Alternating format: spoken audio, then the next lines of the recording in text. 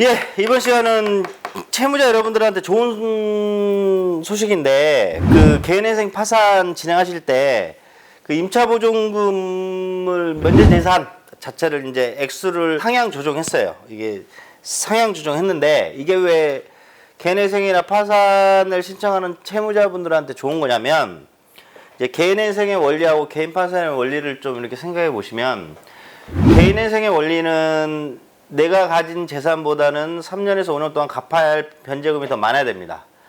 개인 파산의 원리는 내가 현재 가지고 있는 내 개인 재산을 법원에 투입시키고 나의 채무를 탕감받고 면책받는 제도예요. 그러면 내가 가진 재산이 작으면 작을수록 이 3년에서 5년 동안 갚아야 할 개인회생에 있어서도 그 갚는 금액이 작아지겠죠. 내가 가진 재산이 작을수록. 물론 이제 소득 대비 또 이제 다른 경우의 수는 있습니다. 개인 파산의 같은 경우는 이렇게 되겠죠. 내가 가진 재산이 작으면 작을수록 법원에 투입돼야 할 돈이 작겠죠. 그죠? 이제 이거를 전제를 깔고, 일단 임대차 보증금은 상가 임대차 보증금이 있고 주택 임대차 보증금이 있습니다.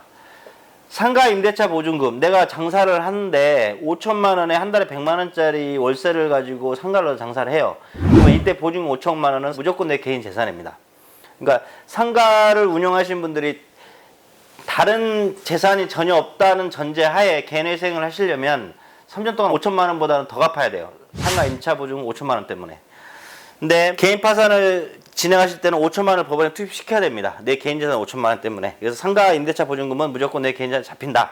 근데 이번에 바뀐 게 뭐냐면 주택 임대차 보호법에 따른 임차 보증금의 면제 재산의 상향 조정이에요. 이게 뭐냐면 우리 법도 인간이 최소한의 거주해야 돼. 먹고 자고 할 수 있는 주거 공간은 최소한도로 지켜줘야 된다는 이 정신이 깔려 있어서 법을 만듭니다. 아무리 채무자라 할지라도 그냥 길바닥에 내앉게 할 수는 없는 겁니다. 그렇기 때문에 채권자가 그 채무자의 강제 집행을 하더라도 그 최소한의 임차 보증금, 그 사람이 거주할 수 있는 돈은 강제 집행을 못하게 이렇게 규정되어 있거든요.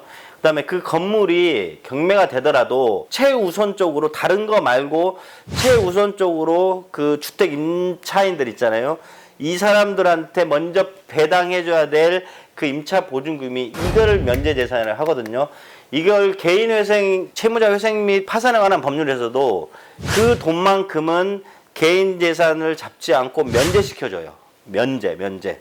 이제 그 액수가 얼마냐면 이제 올해 2021년 5월 4일 날 국무회의에 통과가 됐고, 지금 제가 이 영상을 찍는 이 날짜가 2021년 7월 초거든요. 아마 지금 공포가 됐을 것 같은데, 서울특별시는 작년에 소액 임차보증금 면제 재산해 줄 수 있는 액수가 3,700이었거든요. 근데 올해는 1,300만 원을 인상시킨 5천만 원이 면제 재산으로 됐어요. 그 다음에 과밀 억제 권역 및 용인, 화성 이쪽은 작년에 3,400이었는데요. 올해는 900만 원 상향시킨 4,300만 원이 됐습니다. 그 다음에 광역시나 안산, 광주, 김포 이런 데는 작년에는 2천만 원이었는데 올해는 300만 원 인상돼 2,300만 원. 그 다음에 그 밖의 지역은 작년엔 1,700이었는데 올해는 2천만 원이 됐어요. 300만 원 이상이 됐거든요. 자, 근데 여기서 제가 예를 한번 들게요. 제가 서울에 거주하는데 5천만 원짜리 임차 보증금의 주택에 살아요. 그리고 제가 다른 개인 재산이 전혀 없다고 생각을 해볼게요. 전혀 없다고. 그러면 봐보세요. 제가 개인 채무가 1억이에요. 그러면 제가 이제 개인회생을 신청한다고 한번 봐보죠. 주택 임차 5천만 원은 내 개인 재산이 아니기 때문에 3년 동안에 내가 5천만 원보다 더 갚아야 할 이유를 생각할 필요가 없는 거예요. 그냥 제 소득에서 최저 생계비를 공제한 걸 3년 동안 투입시키면 1억이란 나의 채무가 없어지는 겁니다. 5천만 원은 무조건 면제를 해주니까. 근데 내가 1억이란 채무를 가지고 개인 파산을 한다고 생각을 하면 주택 임대차 5천만 원 보증금을 면제 재산이니까 서울에서 개인 파산을 진행할 때 법원에 투입시킬 필요가 없어요. 그 5천만 원 면제가 되니까.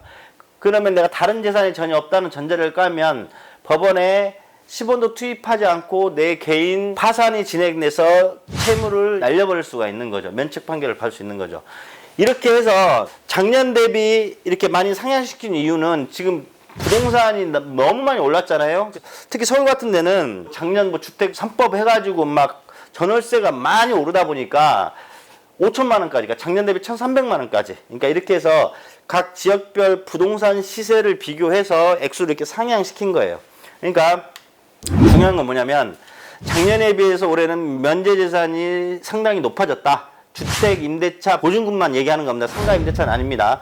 그렇기 때문에 작년에 상담 받으셔가지고 문제가 있었던 분들은 올해 이 올라간 임차 보증금을 기준으로 해서 다시 상담을 받아보시면 개인 회생이나 개인 파산이 가능하신 분들이 많을 겁니다. 그러니까 반드시 저 같은 전문가랑 상담하셔서 어려운 채무에서 극복하시기 바랍니다.